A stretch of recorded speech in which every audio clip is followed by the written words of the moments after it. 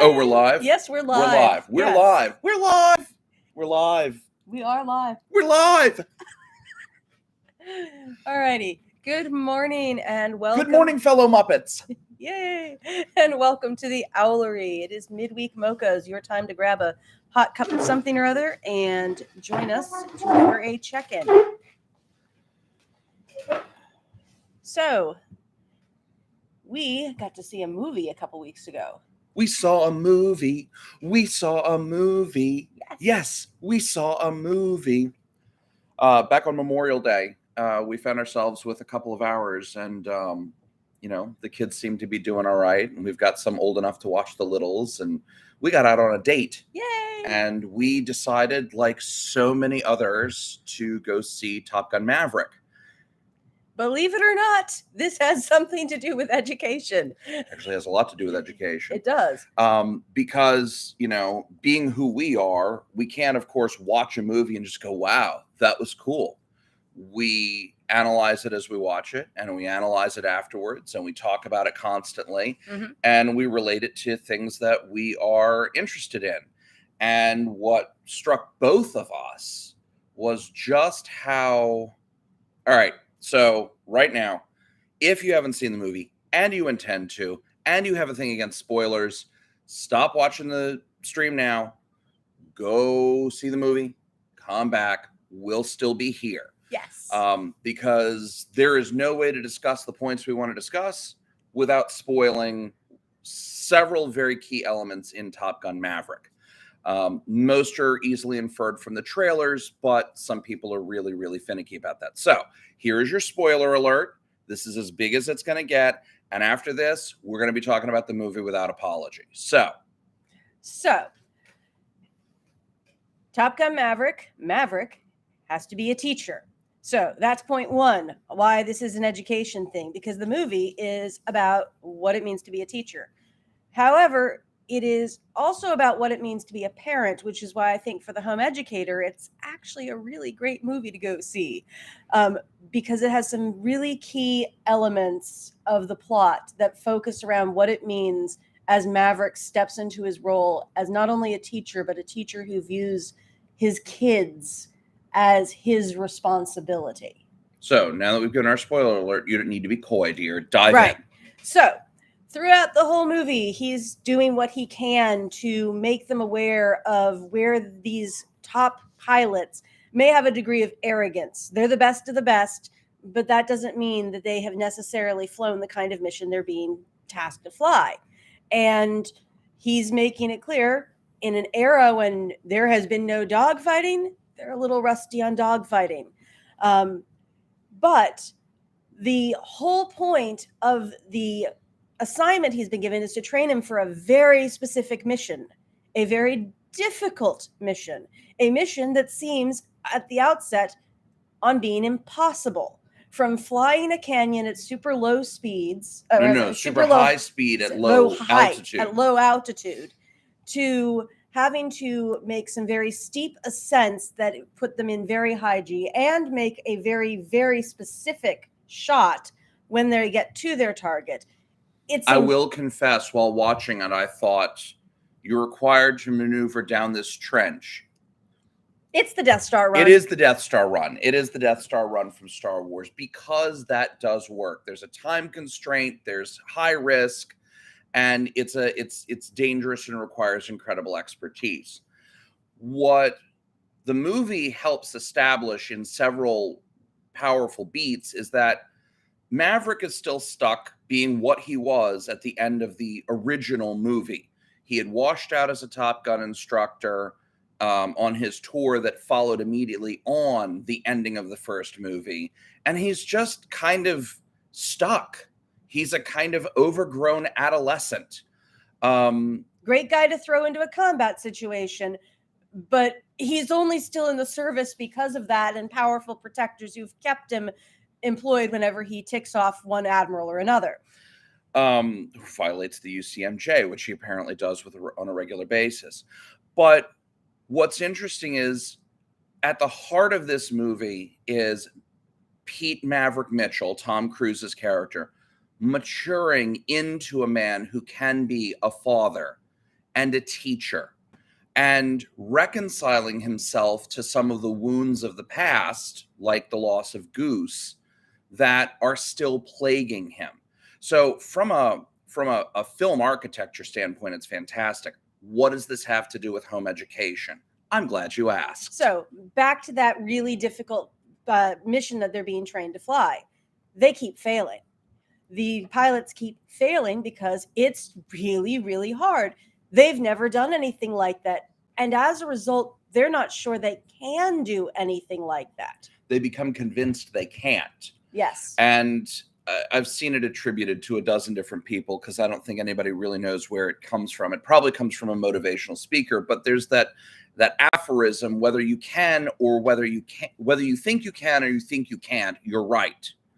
In this case, it's very clear. They come to conclude from their training that they can't do this, that it is impossible.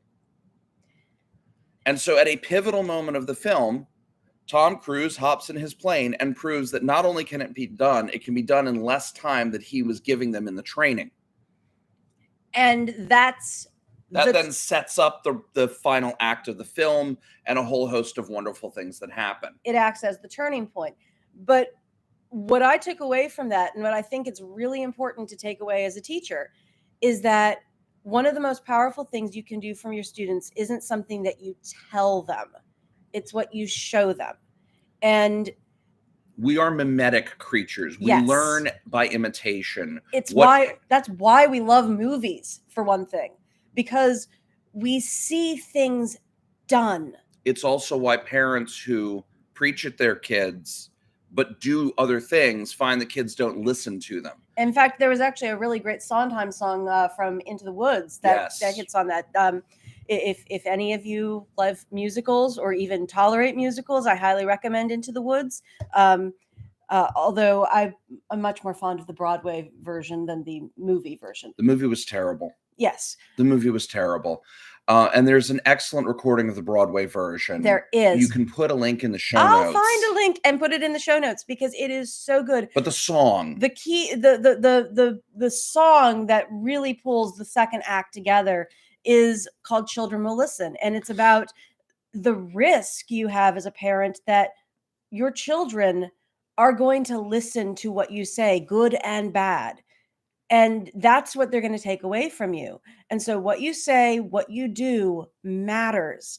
And even more than, what you say in your sort of canned speeches or moments where you are actively thinking you're a teacher, what you are doing all the time matters. And that means that when you're trying new things, you're showing kids that you can try new things and take that risk. When you're showing them a difficult piece on the piano or how to write something, you're showing that what you're asking of them isn't an impossible task. And if you're going to work every day and hating what you do, you're showing them that being an adult sucks and work is for losers. Yes. So find something you actually enjoy doing and go do that. But I think from the standpoint of, what does this have to teach us about teaching? It's recognizing that if you're at a stuck point where... Even if you're not. Yeah. Well, go ahead. All right. What did you take from it? Because it's clearly different from what I took from it. What I took from it is that if you are dealing with a moment where you're dealing with a discouraged student, where they're just saying, this is impossible, this can't be done, that's where you have to show them that it is not an impossible task. Okay. It's just a task that they may not have had enough time or practice to achieve at the mastery they want to be at. Have you shown them that it's possible? Exactly. That it can be done in the first place? Correct. Because my take home was slightly different. Okay. I wasn't even looking at the point of where you have a discouraged or a frustrated student, but that first reaction of it's impossible, whether it's, Wedge sitting next to Luke in Star Wars, and they're describing the Death Star trench run, and Wedge goes, "That's impossible," and Luke says, "No, that the shaft isn't much bigger than I used to bullseye womp rats with my T-16 back home. They're not much bigger than 3 meters." 3 meters. That's like 9 feet. That's 9 feet. How big are these rodents of unusual size on Tatooine? Speaking of, I think the target in the film was about 3 meters. Yes, the target. Yes, it was. I picked up on there were definitely some nods to, we know what we're doing, but we're going to do it anyway, and we're not going to apologize for it. I really appreciate that from the screenwriters, from the filmmakers. If you haven't guessed, we loved the movie. 2 thumbs up, 5 stars, however you want to do this. It really, really is fantastic. But trying to stay on task this morning, which, is very hard. Squirrel! Trying to stay on task this morning. What read to me, what spoke to me in the relationship between Maverick and his students is he feels a paternal responsibility for them. He knows he has to pick some of the group to go on the mission. And he knows, given the mission parameters, some of them will not come back. They will not survive. He knows he is sending them to his death. And that's how the psychic wound of having lost Goose through his own cavalier actions, he still blames himself for that death, plays into working through that and finally maturing into the man he should have been all this time. There's a character who is, and this should be no surprise, Goose's son. And so they've got conflict and tension, and he's one of the potential operators for the mission. Again, Maverick is concerned that he's going to send people out, including possibly Goose's son, and these people aren't going to come back. And as a father, he feels a paternal responsibility for them, even though he himself has had no biological children and hasn't, in fact, managed to maintain a stable relationship with another human being over all these years. But he shows them, yes, this can be done. Is it easy? No. Will it push them beyond their comfort zone? Absolutely. And where we have struggled in the past with our children is when we're more focused on telling them what to do than showing them what to do. And I think a lot of parents struggle with that. Yeah.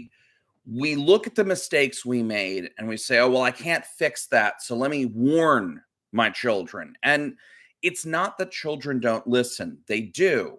But they don't have the context that you, with the wounds and scars and experiences you have as an adult, take to a piece of information. They're lacking the appropriate context to situate that. So when I tell my children, don't go into the corporate world, they don't necessarily understand why. And I can lay out frustrations that I have, but a lot of those are too abstract. If I want my children to take on entrepreneurial ventures and pursue things that they actually enjoy doing, I need to demonstrate that. Or I need to surround them with people who can help demonstrate that. Yeah.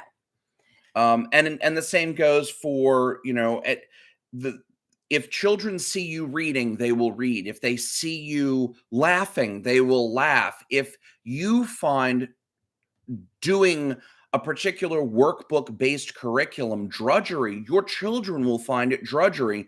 You need to have the maturity and the courage to say, you know what? This is shit. This is crap. We are not going to do this thing. I'm not going to torment myself. I'm not going to torment the children. We're going to find a different way to get to the end goal. And that's where we keep coming back to things like begin with the end in mind. What are the acceptable operational parameters? You don't need to recreate an institutional school environment in your homeschool. You shouldn't be doing that. Correct. And that's okay. That really is an interesting point. That what you're, and actually that brought me to mind of the idea of modeling, trying new things. Yes, because one of those huge obstacles is one, creating the idea of a lifelong learner. That you get this stuck in this idea of school is something you do between the ages of 3.5 or 5, depending on when you start, whether you're starting in like that pre-K or kindergarten age, to somewhere around the end of high school or college or grad school, or now you're in your mid-30s and you've got 3 master's degrees and you still have no idea what the hell to do with your life. Yeah, but I remember a couple of years back, I was on LinkedIn and there was a fitness coach I was following who pointed out, after, military service and years doing work as a personal trainer, he was going back to college. And one of the things he pointed out was, I want to show my kids that this is something that you don't have to do at one point in life. Yeah. That you're not stuck if you didn't go straight from 12th grade right into freshman year college. That you can. That was a fight I had with my family, and I don't think I have many regrets, but I do wonder how different things would have been had I chosen differently. Had I said, you know what, let me take a year off and figure out why the hell I want to go to college in the first place. There was such a drumbeat of, if you don't go immediately, you'll never go at all. Well, so I got through college in a 4-year period. I immediately went into an MS in economics program that I never quite finished. Then I jumped from that to law school. You were all but your thesis. Yeah, I did. But regardless, so I did all the coursework. I just didn't finish the paper to get the master's. Yes. And then from that, I went immediately into law school, bailed on law school for an MFA in lighting and scenic design, bailed on that to go back to work because at that point I had a family to feed. 15 years later, I finally go and get my MBA. That was not completed it. And I did complete it. And I completed it with very, very high marks while working more than full time and while supporting a family. I mean, because you actually we had Xander by then, didn't we? Yeah. Okay. So yeah, we had 6 kids, and yeah. So would I recommend that? Well, I wouldn't recommend getting an MBA right out of undergrad, but I would not recommend putting it off until you hit your 40s.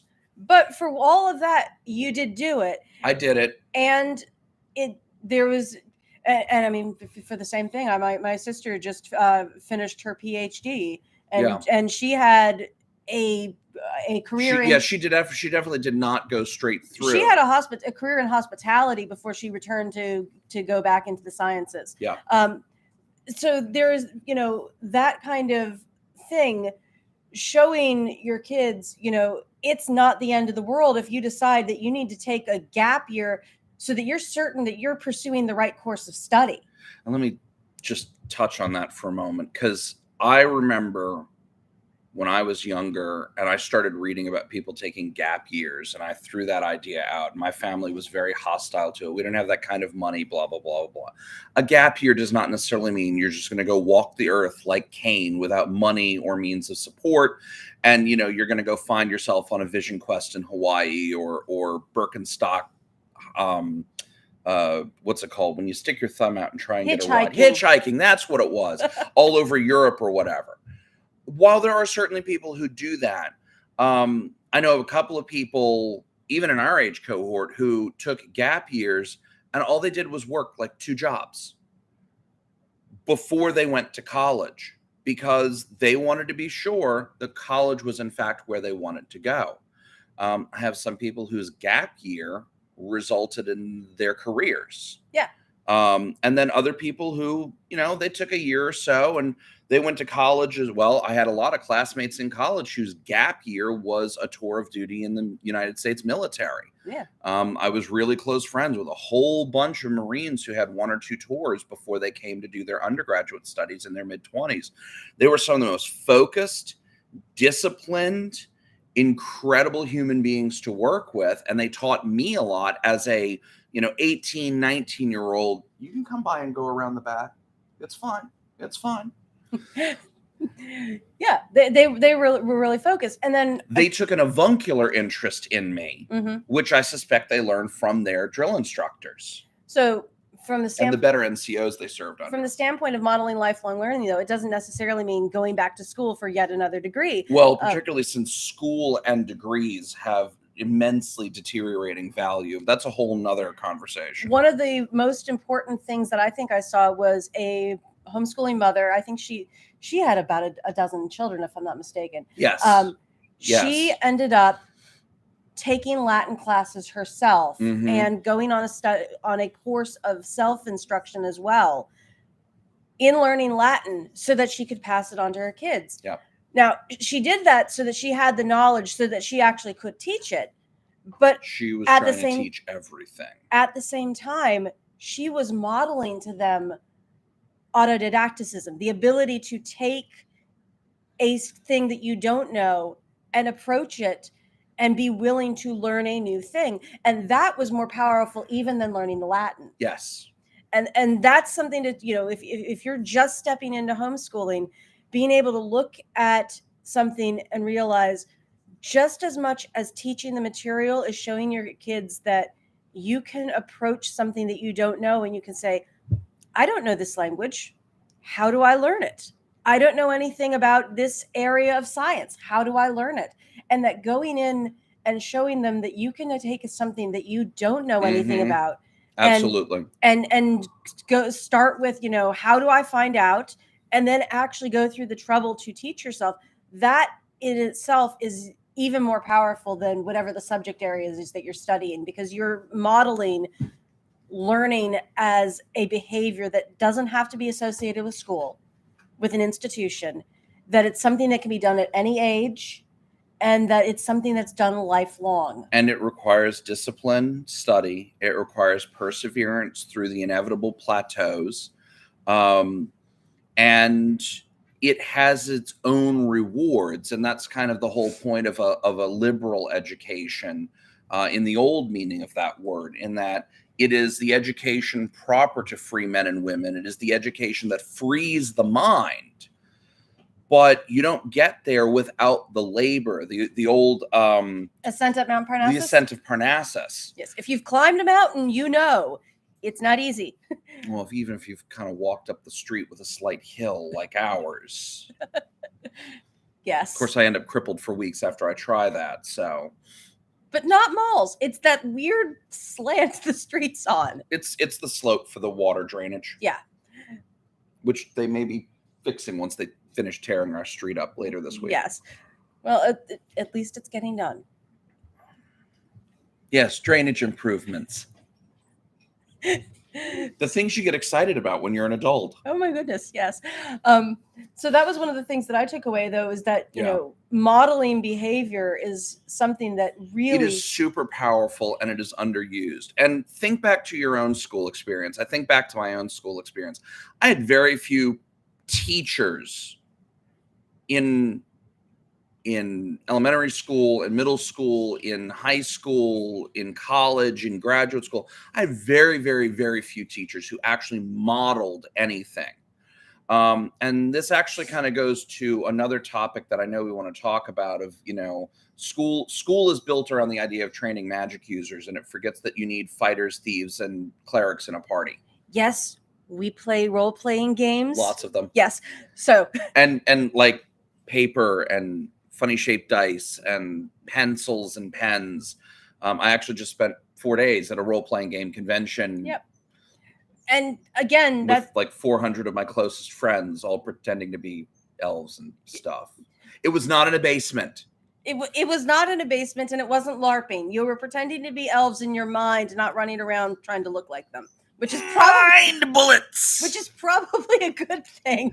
Well, when you get a bunch of middle-aged guys of my size, LARPing around just starts looking really, really frightful. Or sad. Both. Yes. But let's embrace the healing power of and. But back to what you were pointing out, the importance that, you know, modeling is critical. And if you think about when your children were really little, they tried to do what you tried to do. Sometimes it was annoying as all get out. Like, no, please don't try and put the dishes into the dishwasher. Please don't try and put the dishes into the sink. They tend to break when you do that. Well, that's true when you're dealing with a 3-year-old. By 13, hopefully they can put the dishes into the dishwasher. They may not want to. They may be uncooperative. And that's actually why with your very little children, if you're schooling like preschool and early elementary, at which point I would say just let them go outside and play. Actually, I would not. Okay. All right. So non-unstructured play? Oh no, never mind. Unstructured play is important, But I happened to be a great I took a great interest in Maria Montessori when our children were much younger. This is true. You did. And one of the things Maria Montessori integrated into her classrooms, along with the fact that it was 0 onward, she had the assumption that for 0 to 3, you would have a parent-child combination in the classroom. Kind of like kinder music when you did kinder music Yes. with our oldest. Yes. And so there was sort of mother and child together. So that You should put a link in the show notes to a brief online summary of Maria Montessori and her teaching. Yes, thank you. It would be too long of a digression here. Too long of a digression. But one of the things she integrated into her go behind the backdrop. into her school was housework. That things like ironing and dish cleaning and house cleaning was in fact part of it. And what she did is starting at as early an age as possible. Yes. So, and you can find this if you look in Montessori catalogs, you will find lots of child-sized cleaning tools. You'll find similar in Waldorf catalogs, although they came at it from a slightly different angle. Yes, but you'll find lots of child-sized cleaning tools. You'll find safety knives designed to cut things, so you can start teaching knife skills with things like bananas that are nice and soft, and with a knife that's not likely to cut them if it goes down too hard. But you can start training them early. And so if your child Quiet on the set. If your child go outside if you need to. Yes. If your child wants to do what you're doing, like say putting away dishes, well, you can hand them the dishes that aren't going to break if they get put into the sink. Yeah. You can let them do the plastic stuff. And so we got a set of plastic dishes when our kid from IKEA, I think it was, when our kids were really, really little.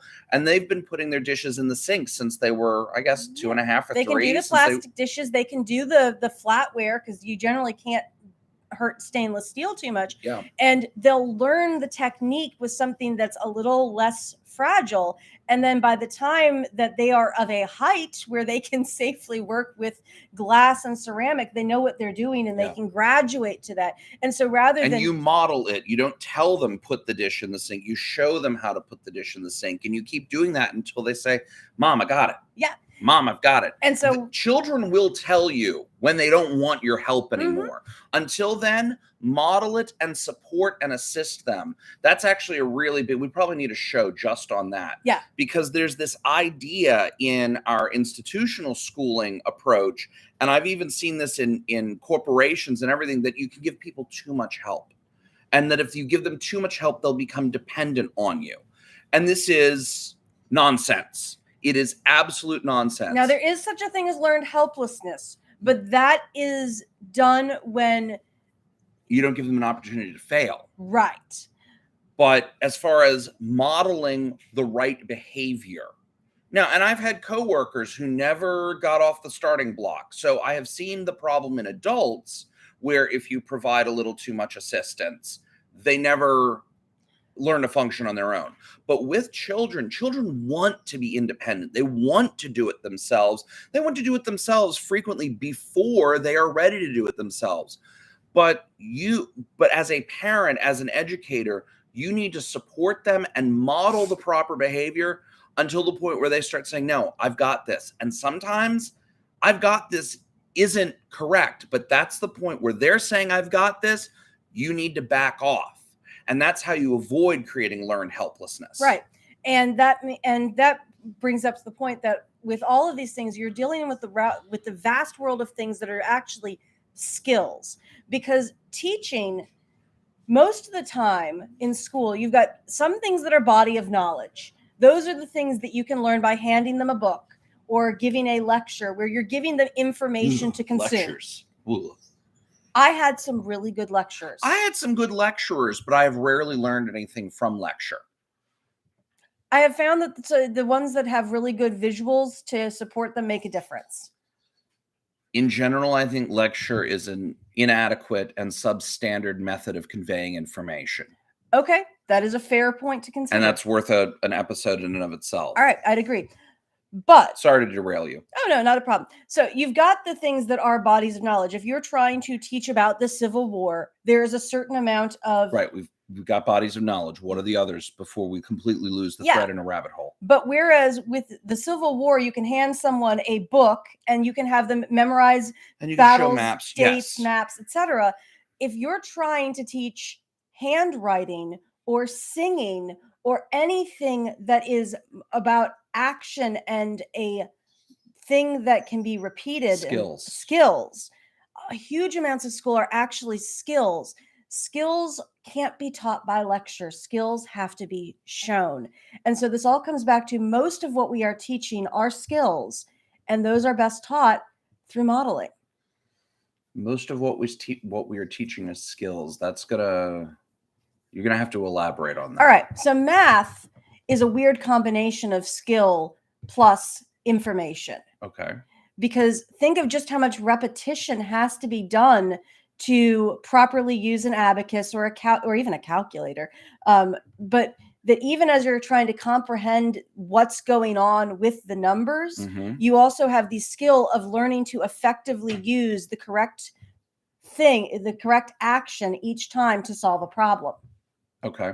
That's a combination of body of knowledge plus model plus skill. Okay, and I could see reading being the same way. Reading is definitely a skill. Handwriting is a skill. Spelling is a skill. Composition would be a skill. Yes. Again, these are things that you learn by doing, and you need a good model to follow and emulate in order to. And even if there's a certain amount of information that needs to be memorized that complements that skill, the action of doing and having a model of what does a good essay look like or what does a perfect backstroke look like is part of what you are coaching them through. And so back to our original thing, the model was the flight through the canyon to the target. And everyone had the model that they were trying to work against and get their flight time and their flight path to match. And it took showing it is in fact possible to do the model. In the same way that with handwriting, you can look at machine printed handwriting and say, you can't do this as a human. But the fact is, if it is a handwritten, I am losing the word. If I am doing calligraphy or handwriting as opposed to printing, it is not a font. It is a script. It is a script. If you have a particular script that you are trying to write, it can be done by hand. And it can be done, and you just have to model that it takes practice to get to the point where your F's are always consistently the same shape and size and spacing. And it's not impossible. It's not only doable by a machine that has perfection programmed into it. It is something a human can do with practice. Right. And that's where you're going for. That's the whole point of coaching and modeling behavior, is that you're trying to show that it can be done. Okay.